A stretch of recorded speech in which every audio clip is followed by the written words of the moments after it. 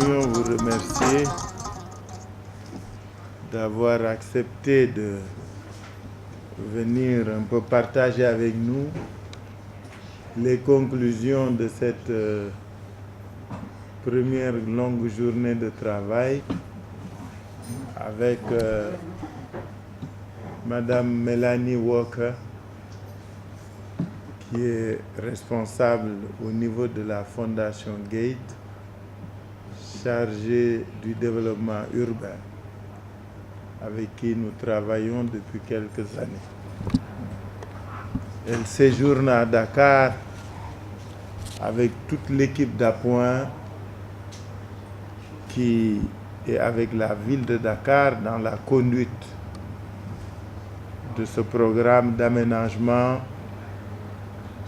de l'espace Petersen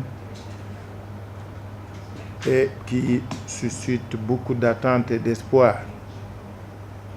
Madame Walker est accompagnée de l'équipe de Cité Alliance qui va prendre le relais de la fondation dans l'accompagnement de la ville de Dakar. Elle est aussi accompagnée de l'équipe de DIG avec qui nous travaillons depuis le début dans cette belle initiative. Vous le savez, la Fondation Bill et Melinda Gates a accepté d'accompagner la ville de Dakar dans son initiative de finaliser l'aménagement urbain et la promotion de l'urbanisme commercial. Et cette promotion de l'urbanisme commercial va consister en l'érection d'un nouvel espace dédié totalement à l'activité commerçante et commerciale au niveau de l'ancien îlot Petersen. Nous sommes à plus de 2 ans de préparation, après 2 grants de 500 000 $ pour nous préparer et de 5 millions de dollars pour aller vers le marché. Madame Walker est venue aujourd'hui faire le point à quelques mois du lancement du titre de Dakar. Vous le savez, nous le savons. C'est un projet social d'abord, qui s'intègre dans la lutte contre la pauvreté, dans la stratégie de réduction de la pauvreté, dans la promotion du secteur privé sénégalais, mais surtout par la capacitation des commerçants sénégalais dans leur aptitude, dans leur désir de se promouvoir et de s'émanciper. C'est pourquoi le projet en cours, en plus qu'il va réinsérer les commerçants dans des espaces dédiés, va leur permettre de se doter des moyens de bien faire et de mieux conduire leur activité. Nous avons donc travaillé aujourd'hui très longuement, beaucoup échangé, et nous avons été rejoints au cours de nos travaux par Bloomfield, qui est l'agence de notation qui, après Moody's, était venue auditer la ville et nous donner une note pour que nous puissions aller vers le marché.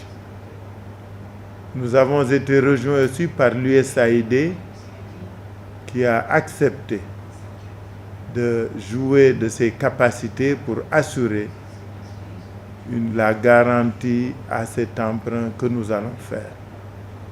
Donc c'est véritablement avec beaucoup d'espoir que nous allons amorcer la dernière ligne droite. Et nous avons fait le point de ce qui a été fait, mais surtout de ce qui reste à faire en rapport avec tous ceux qui sont avec nous, la Fondation, Cité Alliance, DIG, USAID, Bloomfield et Moody's. Mais surtout, ce qui reste à faire avec le secteur privé sénégalais, les entrepreneurs dakarois, les commerçants dakarois, que ce soit les tabliers, les ambulants, les grossistes, les demi-grossistes et les artisans, puisque l'espace à créer sera le nouveau réceptif de l'activité commerçante et commerciale de Dakar. Voilà un peu ce que je voulais dire en guise d'introduction et je vais donner la parole à Madame Melanie Walker. We believe that this type of project is able to use markets to empower citizens and cities and to bring the might of investors to the problems of the poor in cities. Over the past few years, the City of Dakar has earned our trust through its transparent and inclusive governance. And today, there's been affirmation of that because they've earned a very solid rating from Bloomfield and Moody's. And we're hoping that in the future, the city can earn the trust of investors and make this bond issuance a success so that there are more resources available for the poorest citizens here in Dakar.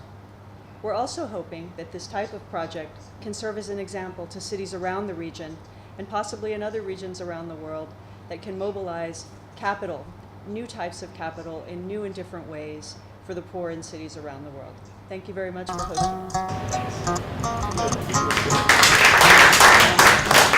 us.